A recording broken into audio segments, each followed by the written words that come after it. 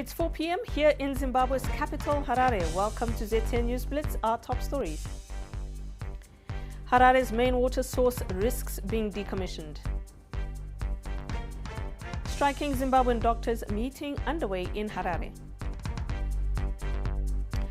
Boris Johnson finally clinches Brexit deal. In sport, Zim Cricket eager to recover lost ground. Lake Chivero, the main water source in Zimbabwe's capital, Harare, risks being decommissioned after accumulating raw sewage. According to the Environmental Management Agency's latest assessment, Harare City Council is discharging 539 megalitres of sewage into the lake daily. The city is in turn struggling to secure sufficient chemicals to purify the water for consumption.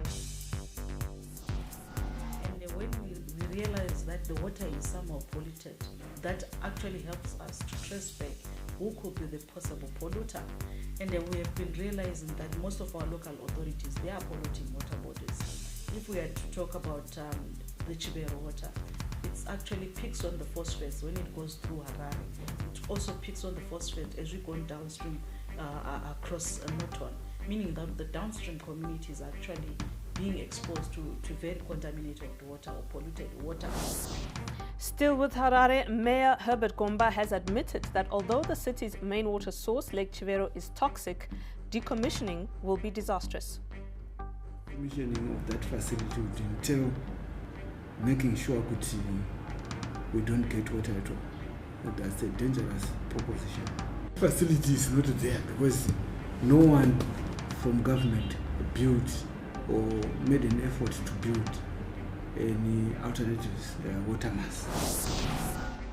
Zimbabweans now require $3,748 to get through the month, the equivalent of 251 United States dollars. The figure, which leapt from September's 1,942, accounts for steep increases in rentals, food prices and transport fares. This is contained in the Consumer Council of Zimbabwe's latest report. Zimbabwe is targeting to double its exports by 2023, anchored on improved industry capacity utilization as the Southern African country seeks to come out of the woods.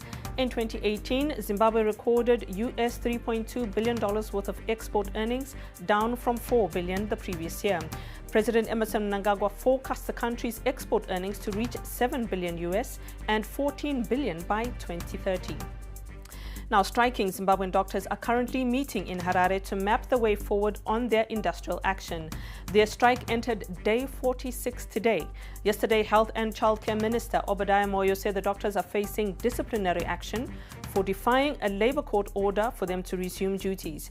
Zimbabwe Hospital Doctors Association Vice President Masimba Ndoro says a statement will be released after the meeting.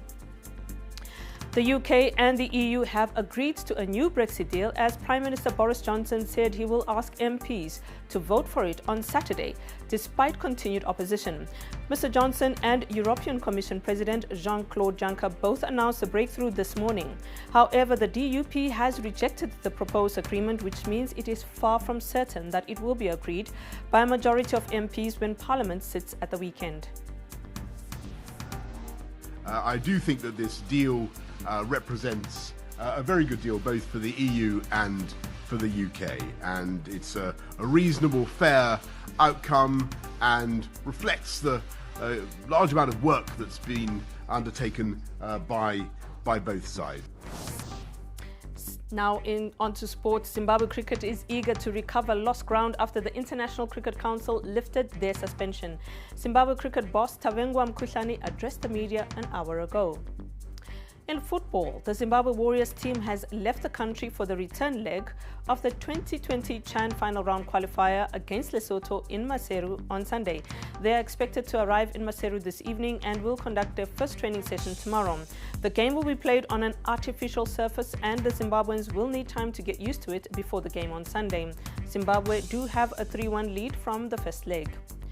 Still on the national teams, the Zimbabwe netball team leaves today for the 2019 Africa Netball Cup, which gets underway in Cape Town, South Africa tomorrow. The Gems participation hung in the balance before National Foods came up with 250,000 RTGS dollars and new kit sponsorship. Gems captain Felicitas Kwangwa is, however, confident that they will do well despite uncertainty over their participation. Mentally, yeah, we are prepared for the tournament. Of course, in terms of the preps, we didn't have much time, but considering the fact that all of our players are seasoned players, they play in the league, so in terms of fitness level, I don't think there's nothing to worry about.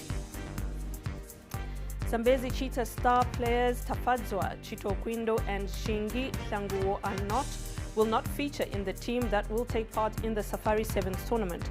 Chitokwindo is currently unable to travel due to work commitments in Germany, while Hlanguo is out with an ankle injury. That's all we had for you on ZTN News Blitz. We are back tomorrow at 10 a.m. Thanks for watching.